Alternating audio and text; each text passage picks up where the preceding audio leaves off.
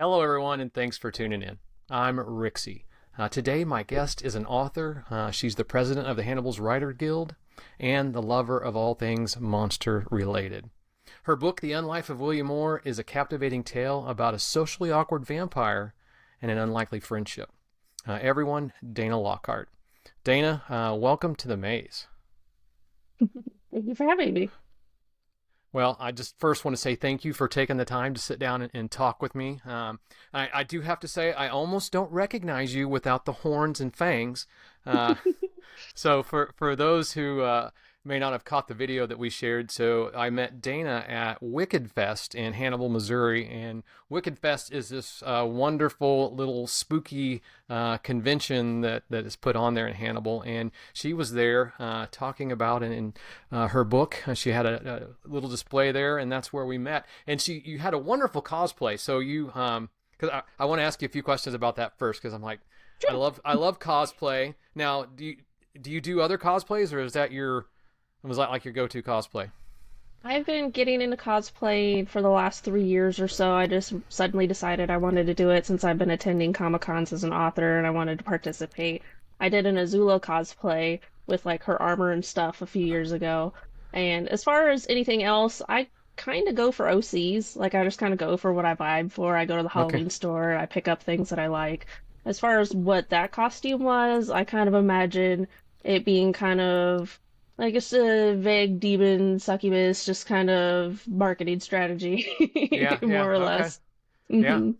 Well, it was wonderful. I mean, I love the horns. I love the fangs. I mean, you picked a great one for the book. Now, I was so. She's kind of a vampire, right? I mean, do you have a name for that costume? I mean, what do you call that? What do you call her? Scarlet. Scarlet. Oh, okay. So you do have a name. All right. So Scarlet. Hmm. So I was, but she had the cross on, but yet she was a vampire, so she was a little immune to that then, right? Vampire lore can get pretty complicated depending on what lore you decide to choose to use or not. Okay. It's Well, kind of fun. it definitely is, and your book, The Unlife, I will get to that here in a little bit because I have so many questions about that. But I was curious about the cosplay. So, where did you start? Where did this love for monsters start for you? Probably stems a little bit from just always feeling a little bit different. When you're kind of the kid that reads in a class of people that don't read, you kind of become an outsider. And I've kind of always just channeled that a little bit, especially when reading books like Frankenstein, where the monster isn't really so monstrous. They're just kind of different, misunderstood in ways that people don't understand. And so I kind of internalized that a little bit. I've always been attracted to monsters as a concept of just Okay. being the other and how interesting that can be and how fun it can be to use a concept like that when trying to explore concepts of humanity and what it means to be human Mm. and doing that through a lens of something that's considered to be a monster. I find that to be pretty interesting. So Frankenstein, what would you say are your top five monster must read? So if someone who's wanting to dive into monster lore, and I've done a little, no, I won't. I actually haven't done a lot. So what would you recommend be my like? Here's the five you have to read. Oh, I'm going to jump a little bit all over the place for that Okay, answer. So, good. as far as old school, definitely Frankenstein because it really sets the level of what is human and what is not. I really enjoyed it's called the Mortal Instrument series by Cassandra Clare. It has a whole bunch of different monsters going on in it. I'm also going to venture into saying um, like some stuff to watch. Buffy the Vampire Slayer is pretty interesting. I've been watching that lately. Supernatural, of course, is a huge inspiration on all things Okay. monsters, and they also explore that concept of what is human and what is not a lot. As far as my fifth one for a read, think about it for a second. We can get back to it. That's good. I mean, four. That's a good four. So the Frankenstein is there. I mean, is there a couple different revisions of that, or a couple different versions of that? I mean, is there? What's the original? Is that the one you'd say go with? Yeah, for just like the original one by Mary Shelley, I also Okay. encourage you to research why she wrote it first because that just adds another layer onto it. But yeah, Okay. the original unabridged Frankenstein, and it's a pretty easy read, honestly, if you're just kind of sit there focused on it. For being such an old book, it is a pretty easy read. Mary Shelley, the unabridged version of Frankenstein. So the research as to why. Hmm. Okay. Is there a book that talks about the whys? I mean, where will you find that? I'm sure someone's got an article out there somewhere. Oh, I think I learned it in high school when we read it in high school, but basically the origin of Frankenstein is that a bunch of writers were stuck in a room together during a winter storm, including Mary Shelley and Byron, I forget his other name, but they all challenged each other to write a scary story to scare each other while they were Oh, snowed okay. in together, and Okay. Frankenstein was birthed from that, and I'm pretty sure she won that contest too. That sounds like a pretty good thing to recreate. You get a group of writers in a room, just lock them in. Hey, let's figure out how to scare each other. Yeah. Very cool. What made you want to become a writer? I mean, why a writer? I think it partially stems from being an avid reader and having a lot of disappointment when something you've read, like for example, gets turned into a movie and it's like, well, I could have written a better script than that. Or like the story just takes this whole other turn that you weren't expecting. It's like, I could have written a better ending than that. And then you're just like, well, why don't I? And then you just kind of get started. Another reason is I was really into shows like Avatar: The Last Airbender that kind of had a slow release there for a while. I was also really into Aragon that had a really slow release. I think there was like a 10-year gap between some of those books. And I would reach out to people online to like just kind of uh, become a part of that community in such a way it's like, oh, well, we can keep each other company until another thing comes out. And we would write fan fiction and do role playing in universe. And that was a lot of fun. And I'm like, well, if I'm just doing this for fun, well, I could do this professionally. And so I decided to do it. Very cool. Okay. I love that you're an Avatar fan. The Last Airbender. I just finished that. Was it about a month ago? A month ago. Finally finished book three. Who's your favorite character in Avatar? Oh, in later years, I've kind of really liked the Firebenders, Zuko and Azula. They're both such Yeah. complicated characters. Yeah. Yeah. I love that we see that they're imperfect people, but they come Hmm. to the realization that uh, the way they were grown up wasn't necessarily the right way for them, and they come back around. So I love that. Spoiler for anyone who hasn't seen all of Avatar. Hopefully, I mean that's been out for a while, so hopefully everyone has seen that. Great series. Wonderful, wonderful. All right, so what as a writer, what are some of the things that have led to your greatest areas of growth? I mean, what has really helped you to make big strides? The thing about the writing community is that it's very much a community of people that are trying to help each other.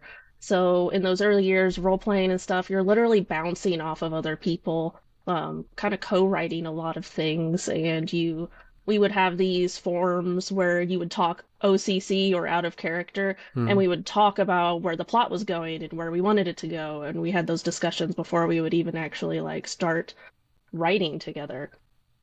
And also in later years, as I became accustomed to just even finding out that there are writing organizations around me and going to places like the St. Louis Writers Guild and the Hannibal Writers Guild, to be around that community is exceptionally inspiring, not only towards your writing, but also it's like, these people are doing it, I can do it too. And it just gives you a lot of confidence to persevere, get better, get it done, get it out there. So a healthy community to help spawn your creativity.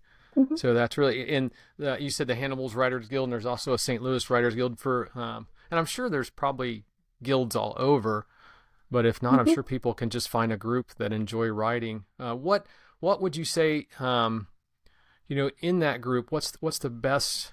I mean, it's hard to take feedback, or is it? I mean, to put yourself out there and then someone to come up with an idea. I mean, how important would you say is it to stay open as a creative person? Oh, 100%. Very, very.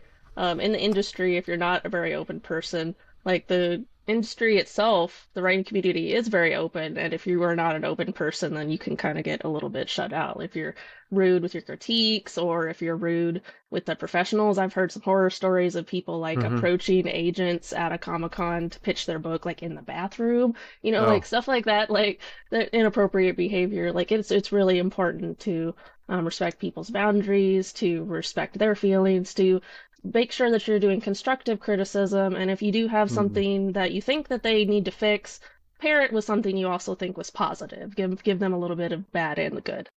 Yeah. Now, in the Writers Guild, I mean, is there kind of a, when someone comes in, is there like a, I don't know if the word handbook is the right, but I'm sure there's a decorum that, hey, if you have something, a note is what we call it in the acting industry and whatnot. If you have a note for someone, it needs to be constructive and maybe offer some something to okay, this doesn't work, but you might be able to try this. So not just Hmm. be negative. So I mean, do they create that environment for people to come into in most, or at least in your experience? You mentioned St. Louis and the Hannibal's Writers Guild. So are both of Hmm. those fostering that? Yes, and the thing about the St. Louis Writers Guild and the Hannibal Writers Guild as well is that they're very focused on doing workshops. So they are there to teach you things. And so you can take those ideas home and work on them. But then you can also bring your ideas back and say, hey, is this working? And the way we work at the Hannibal Writers Guild is we're starting to do an every other month kind of deal Mm-hmm. where we have a workshop 1 month and then the next month we have a write-in where you're encouraged to pair up with people to get critiques, to ask questions if you're like stuck on some part of the publishing process and you need some help getting through that. We're really questions and answers. Like we are there to help. And that's a really great thing about the writing community. You can find somebody to help you, whether it's someone that's in your genre or it's an editor or an illustrator or someone that knows an editor or an illustrator that can point you in the right direction. Mm-hmm. And then I think the hardest thing for a creative person, maybe it's not that hard for all, but is being open enough to hear what they're having to say and find, find the good stuff. Like And some people are too scared to even ask. A lot of writers are scared to put themselves out there at first because they're always afraid their ideas are going to get stolen or people are going to be mean to them. Like it's really important to create that environment where you can invite them in and say, "Hey, I want to hear what you have to say," because we want to hear it. We generally do. Your story deserves to be out in the world. yeah, I think other creative people are amazingly respectful and kind to people going through the creative process and take care of each other. So I would assume Hmm. that's got to be the same in pretty much every writers guild. So really, I mean, so probably the biggest thing I think you would suggest for someone getting starting out is just get out there and join, find a guild or something like that, Hmm. right? I mean, Yeah, and if you and don't have one locally, I would first start see if your state has a writers guild, and then they have branches within their state. So, well, the Hannibal Writers Guild and St. Louis Writers Guild are both branches of the Missouri Writers Guild. And then okay, we're also starting to get affiliated with the Columbia Writers Guild here in Missouri. So look at your okay. state, see if they have a grander Writers Guild, and then see if they can point you in the direction to a more local one. Or you can also just be online as well. There's a lot of blogs, a lot of forums, a lot of people you can talk to on Goodreads. Just finding your community online is also really important as well. There's a lot Okay, of people out there. so you said Goodreads. Is that a site? Mhm. Is that okay? So Goodreads, and do they have a community there you know of as well? Yes, they have a lot of different. It's a forum-based type. You can find people in your genre, people that are willing to beta read, um, people that are just like geeking out about stuff they love to read. Love it. I love that. And I think that's one of the biggest things I love about technology is the opportunities that it affords people, especially creative people, to connect up. But I think it's also nice to be in person. So I think I mean, at least, and I'm sure you would agree, I would encourage people to find, look for local groups within your Mhm. community to find and write. I would assume would be good. Would you agree? Yeah, I mean, yeah. And I then, would. And there's a lot of different kinds of groups as well. Like the Hannibal Writers Guild, we're very educational focused. We're there to try to help you to figure out what you need to do in order to make your writing better. But then there's mm-hmm. also like hobbyist groups. I'm a part of a poetry group where they don't really do that. It's just basically strictly like an open mic. Some Okay. people are, you can ask for feedback and people can give you feedback, but that's not the primary purpose. It's just to give you the confidence to show off your work, to network with people. There's a lot of Mm. different types of writing groups. So also finding the type that you're looking for is important as well. If you want to focus more on editing, find an editing group. If you want to focus on people that are going to help you get published, find that kind of group. Okay. So there's specific groups. So Hmm. a group that if you got you need help with editing, they're just going to help you hash through that. Now, they just give you advice, or will they edit the whole thing for you? It all depends. Editors do usually like to be paid. When it comes to like a As they critique should group, be. Yes. right? When it comes to a critique group, so it all kind of also depends there. It can be a roundtable critique. You can pair up with people and get individual critiques. If you're in an online forum, you can probably submit your work and people can leave comments. We did that for a hot minute during COVID, where we shared Google Doc drives Hmm. in for the Hannibal Writers Guild, and we just edited each other's work, and which was really helpful and awesome. So, and a lot of these groups will have overlaps too. But I do find there is a distinct group between like the hobbyist groups that are Hmm. just there kind of to geek out and have fun, and the groups that are kind of there to get work done.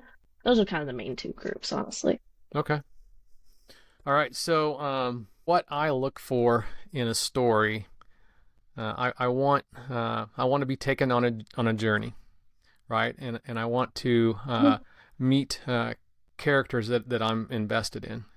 And the Unlife of William Moore totally did that for me. Uh, Wonderful book. I really enjoyed it.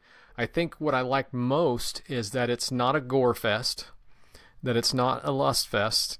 It's just a good.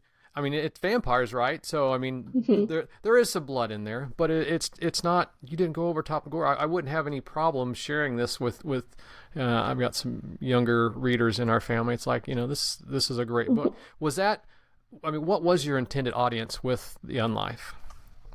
Yes, I was trying to very carefully thread that line because I wanted the story to be very accessible to general readers. I wasn't trying to scare anybody, I wasn't trying to gross anybody out. My main purpose for the story was to explain that existential kind of dread of, why am I here? What am I doing? Who can I trust? Who are my friends? Just those kind of vibes. And I didn't want it to overly be a romance either. I wrote a blog post on my website, www.danalockhart.com, where I discussed just kind of the over romanticization of monster stories. Don't get me wrong, I love it. I love it, okay? Like, but there is a lot of problems with a lot of those stories that there can be very toxic relationships, and they really honestly probably shouldn't even be happening in the first place. And so when I was trying to create this book, I was trying to realistically look at like what it would be like to be a vampire for real right now. What would that look like for someone trying to struggle in the modern world and just honestly being a normal person dealing with troubles like, being hungry, being poor, not having a lot of friends, but oh, they're also kind of a vampire too. Oh, and by the way, he's a vampire. Yes. Yeah, he's also a vampire. He's also a vampire. So just the book, The Unlife of William Moore. I've got my copy here. I kicked I myself have for my not getting copy it. here. I kicked myself for not getting it when I was down there at Wicked Fest. I'd gotten the other book that you've got poems in, but I'm Hmm. like, why didn't I get it then? I always when I go to a con, I always pick up a book, and that's the deal. I go to cons, and wife's like, you bring me a book back, and Hmm. so she's starting it. I read it before she did, but so the Unlife of William Moore. I just want to share, real quick, just this first paragraph here. So on the back, when college student Kayla Rhodes begins experiencing unexplained blood and memory loss, she expects that she is the unwitting victim of a vampire. I love that's right where her mind went, because I mean, only vampires aren't real. At least that's what she thought until one night when the vampire William Moore reveals his existence to her. But meeting a real life vampire is not all at all like what Kayla expected. William is shy, socially awkward, and surprisingly normal for someone who drinks blood to survive. So that last sentence, William is shy, socially awkward, and surprisingly normal. That is not the norm for most of the vampire books out there. Why did you choose that path? It was actually a very specific moment in high school. It was the height of Twilight going on, and some other people were also getting sick of the monster trope at this point, of the Mm-hmm. monster romance. And someone just in class one day just said, "Why can't they just be normal?" So I was like, huh, well, why can't they just be normal? But then there's also this balance of trying to figure out, okay, you have to be normal but still be interesting. So trying to thread that line as well was pretty difficult because you just can't just be a very normal person with a very normal life. You have to be a normal person just in a strange circumstances. Well, yeah, that's right. I mean, everyone gets bit. It's not just the beautiful people. The was it Mm-hmm. Robert Pattons of the world get bit. So I mean, Yeah. it's everybody. So you did an amazing job in the book with the details of what makes a vampire tick, the ins and outs. I mean, where did you get all that from? Is that something you come up with on your own? Did you? I mean, I'm assuming you did some research. Tell us about how you Oh got yeah. there with all that. Lots of research. I harkened back as far as my vampire lore back to Dracula because that's what I was reading at the time.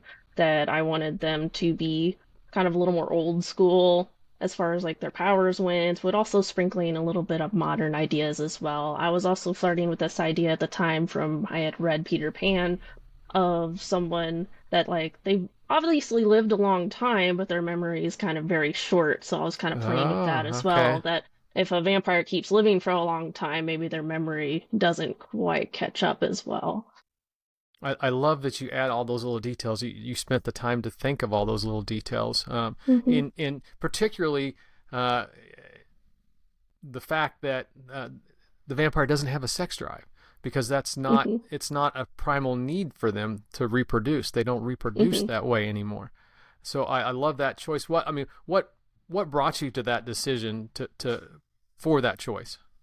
Well, it might be a two-sided sword. One, it Okay. was kind of trying to, again, back up from the romanticization. It's all like, why are they doing that when that's not how they technically make more vampires? Mm-hmm. So I was like, well, if we're being realistic, like I'm trying to be, like if we're being realistic, if a vampire is trying to live, trying to reproduce, what do they want? What are they trying to achieve?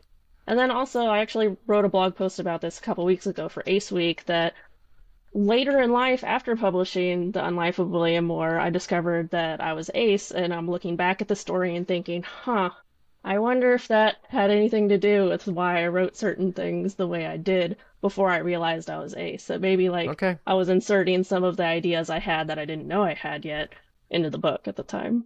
That's fascinating, and I did read that post. So for the listeners out there that may not understand what ACE is, can you explain that? Yes, Ace is an LGBTQ plus. It's on the plus side of things. It is asexuality where you may not experience a very high libido, but it's also very complicated as well because there's a whole umbrella of it's not just that you don't want to engage in sex, there could be other reasons why.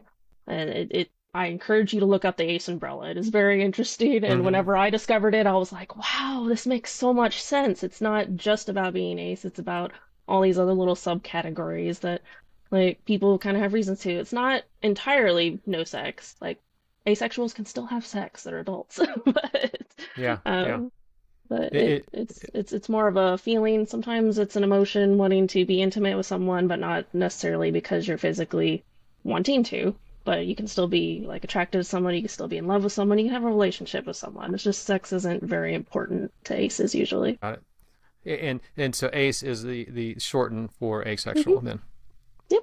very cool. Thank you for explaining. And great post. I love that post. When I read that, I was like, oh, that makes so much sense in the book. Um, so mm, mm. Where this the story itself. I mean, where how did you come up with the story and how things were going to unfold? What was your process of putting the book together? If that makes sense. No, I get you. I am an author that very much likes miserable characters. I like putting Okay. them through hell and seeing how they react to it. So um, I wouldn't call it super spoilery, but when trying to craft the character of William Moore, like I'm like, okay, I want him to be like roughly 100 years old because he's starting to have memory issues at this point. Like that would put him like early 1900s. And I'm like, well, what's the worst time in the 1900s, the United States, to place this guy? Well, how about the Great Depression? Like, that is when he was turned, and this is the start of all of the terrible things that ever happened to him because, like, a lot of vampires and stories are rich because they've been alive forever, so they have interest rates forever. But, like, what if someone was turned without that sort of opportunity? What would that look like? Love it. I love the thought that you put into this book. And then tell me a little bit about Kayla. Where did Kayla come from? Yeah, wanted, even though I didn't want it to be a romance, I still wanted a little bit of a will they, won't they situation going Mm-hmm. on. And so, of course, I made the main character female, the protagonist male, but I also gave her a little bit more of the age gap. She's just a tiny bit older than him because you never see that happen ever. Never, Uh, never. well, I mean, I guess he's technically older because he's a vampire, but like Well, physically, she's actually yeah. older than him at that point, and you don't see that happening very often. And at the time that I was rewriting it, because I had finished this book towards the end of my high school career, but I only had 35,000 words. It was the rough draft. I wrote it in a month, and it was the first book I'd ever written. But in college, I started rewriting it, adding more words. I think it's up to 65,000 words now, so I basically almost doubled it. So I was taking a lot of my college experiences and inserting them into the book. Um, That's what I was going to ask you. How much of Kayla is, how much of Dana is in Kayla? I wouldn't necessarily say it's in any specific character. They say that first-time writers write about what they know, and I feel Yeah. like this is very much true for the Unlife of William Moore. It's not necessarily that any specific character or situation or detail is like specifically about me, but I've plucked them from all over in my life. Like, for example, there is a person in the book whose favorite pizza is cheese, sausage, and onion, which I always Yeah. thought was disgusting. And I put that in there because I knew somebody that liked that pizza, and Okay, I wanted okay, to add a okay. detail of maybe the reader also being disgusted by this pizza choice. I love that. Okay, so who does not like Dr. Seuss? Where did that come from? Oh, you might be referencing a reference I haven't looked at in a while. Okay, yeah, there's a reference in there, and I believe it's Alyssa, and talks about being tortured by listening or reading Dr. Seuss. So yeah, I'm like, where did this hate of Dr. Seuss come from? Oh gosh, I'm not sure about that one. I don't know. He's a very different poet than I am, so I can maybe say that much. Well, anyway, so I love that you humanize Billy in there, and that what it means and what he's lost, becoming a vampire. Great book. I can't, I recommend it to just about everyone I've talked to. As a matter of fact, so we're getting ready to do I'm doing a Harry Potter trivia night at a local pub brewery here in town, and this is going to be one of the giveaways. So. Nice. Yeah, I'm excited. I share it with about everyone, I think. But also, so this you mentioned other books. So this is the one I picked up while when we met down there, which is an Yes. anthology. So it's Hmm. Good Nonsense, the anthology, and you have three pieces in there: a short story and a couple I have poems. Is that five right? pieces. Five. I Okay. have I have three poems and two short stories in that one. That is the first anthology, the Hannibal Writers Guild. We just Mm-hmm. published it at the end of August, and it features, I believe, 12 of our members and over 40 works of fiction and nonfiction and poetry. And honestly, like I had to edit it, so I have to say something nice about it, but no, actually, like there's a lot of really good stories in there. I think there's like two or three twist stories in there that like actually twisted me and got me, and I was like, oh, I wasn't expecting that. So there's actually some really good stuff in there. I'm really I've proud of it. there's I've read a couple. I thumbed through and read yours. I love the macabre, the poem that you'd written in there. Thank you. And I want to share it here with everyone Go ahead. because it is such a great poem. I could craft a pretty scene with soft wind. I could craft a pretty scene with soft wind and sunbeams, and maybe that would be a greater form of poetry. But I would rather tear apart my heart and bare everything ugly, bleeding scar, things dark, deep, and bizarre. The thing about a pretty scene is that it can lack meaning.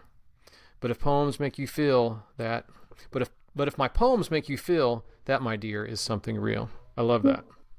That's how I approach poetry a lot. Love that. Great book. And so the books are available, I know, Amazon, but also on your website, right? DanaLockhart.com. Yes, Uh, DanaLockhart.com. You can get signed copies. I'll ship them within the United States to you, and I'll also fill them full of swag, like bookmarks and stickers and fun stuff. oh, well, I'm almost upset. I ordered this one from Amazon, and the next one has to come from DanaLockhart.com. Because I will get another one. I think a few of these are going to be Christmas presents this year for some of the readers in the family. Happy to help. Usually around the holidays, I also offer to gift wrap stuff because I have a bunch of wrapping paper and I'm actually pretty good at What? wrapping gifts. So I will What? wrap the books if you want. What? Okay. Expect an order. So my big question is when does Volume 2 come out? Ooh, volume two. Good question. Of good nonsense or something else? No, no. I need more William, Billy and Kayla. I feel like I mean, I don't want to give anything away, but you left it in a spot where it's like, oh, I what kind of what did. what will become? What will become? And I need to know because the like I said, I'm invested in these characters at this point. So Oh, are and you thinking about that? I do have an idea for book two for, I don't think I have a title yet for it, but I do have an idea for book two where William confronts Ruby, more or less, is kind of the main plot arc, but yeah, Ooh, okay, ooh. okay. Maybe not Everyone, directly, because he doesn't want to pick a fight, but it's gonna happen. no, So I have he. an idea for that one. It's not super fleshed out yet, though. Sorry to say, he's a Um, lover, not a fighter, but not he's not a technically. lover or a fighter. he's he's neither. He's He's literally just neither. he's a good friend. Mhm. But I'm also working on not s- so specific as like an alternate perspective, like some books do, like, like the 50 Shades of Grey and then Grey Hmm. from his perspective. But I do have a few little short stories kind of filling in the gaps of when Kayla wasn't there that Oh, I'm slowly working on that I tend to release as kind of like a little short, oh, pretty short compilation Billy's called More journal. Stories. Billy's journal. I Yeah, like that. Billy's gonna be there. There's gonna be some scenes from Adam, maybe even from Hark. And especially like the scene of like their conversation basically when they decide to like team up and do stuff. I'm so Like I'm torn in how interested I in doing feel that. about Adam. So I got it. Yeah. hmm I mean, And then eventually the grand plan is once I take those more stories, I'll add them as more kind of like an stories. appendix. And I want to do a 10-year anniversary edition of The Unlife of William Moore someday Hmm. and include those stories in the back as just a little fun tease. Oh, that is perfect. That is perfect. Well, I'm excited to hear that you are writing more, or at hmm least thinking about more. And I'll be looking for the more stories because I need more. It- let's talk a little bit about. So you self-published, right? I have. This okay. What? Just talk to us about that process. I mean, what? How does someone go about self-publishing? I mean, you obviously need to spend the time, get into a writing group, get the story fleshed out. But when you're there with the story, then what's that next step for people? Honestly, I recommend starting even earlier than finishing the book. Like as you're Oh, like kind okay. of about halfway through the book, start thinking about your next steps because the writing industry has very much has a timeline. And you, as an indie publisher, try to follow that as best as you can to try to mimic what the traditional publishers do, so that way you look like you're of high quality as well. Mm-hmm. So when you're about halfway through your story, you want to start making connections, going to these writings groups, finding editors, especially because there's different kinds of editors too, not just people that are going to fix your grammar. There are people there that will be able to help you fix your story. Like if you have plot Oh, holes, they can find them and fix them. You don't really necessarily want to have a complete book and then want to publish it without knowing these things. So I always recommend getting an editor, trying beta readers, and like once your book is more or less done and you haven't even really taken it to an editor yet, you want to start having beta readers look over it because you want them to try to find the easy plot holes so you don't spend a oh, lot of money on an editor trying to fix them. So try to patch as okay. few as you can to keep your editor costs down. And as far as like the actual self-publishing process, I really recommend going to places like Writers Guilds to make local connections with real people. Because you can buy book covers on Fiverr, you can hire editors on Fiverr, but you're not always necessarily going to get super high quality, especially with the editors. Like I got Okay. my first book cover on Fiverr. It's great. I love it. It's beautiful. It's the Life of William Moore. I love this cover, but Mm-hmm. I wouldn't hire an editor on Fiverr unless they can actually like really prove their backgrounds. And you also have to Okay. make decisions on how do you want to publish? Do you want it to be an ebook? Do you want it to be a physical book? Do you want it to be a hardback? Because a few years ago, Amazon didn't even have hardback, so you would have had to look at Ingram Spark and Lulu in order to find ways to have a hardback publish, and as well as audiobooks. You can do it pretty easily through ACX, which is an Audible program to hire voice actors through Okay. there, or you have to hunt for your own voice actor. And all of these things, so you have like four different copies of your book at this point between the ebook and the paperback and the hardback and the audiobook, and you're wanting to try to release those all roughly more or less at the same time. So all of these things are coming together all at once, which sounds like a lot, but if you have someone like the Hannibal Writers Guild or somewhere that can like help you through this process, other authors who have done it, it Okay. really helps so much. I was right on the cusp of publishing my book. I had actually entered it to a contest, through Amazon. It's not a thing anymore. Don't try to look it up. Okay. They had a contest, but I had unfortunately lost, and so I was kind of feeling down in the dumps. But that was Uh, also immediately when the Hannibal Writers Guild started up.